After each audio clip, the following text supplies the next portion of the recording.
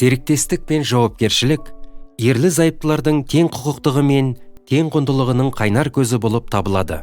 Серіктестік екі ерлі-зайыптылардың тең құқықты қатынастарын, ерлі-зайыптылардың өз өмірін бірлесіп жоспарлау мүмкіндігін және отбасының дамуына бірдей жауапты болуын білдіреді.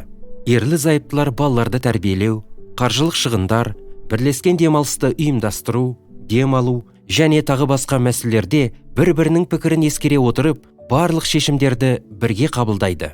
Серіктестік сенім мен өзара сыйластыққа негізделген. Онда бақылау мен бағыныштылыққа орын жоқ.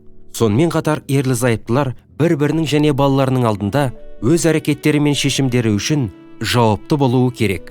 Ерлі-зайыптылар үлгі-өнеге қалыптастыруда және жауапкершілік салаларын орнатуда бірлесе шешім қабылдауы керек.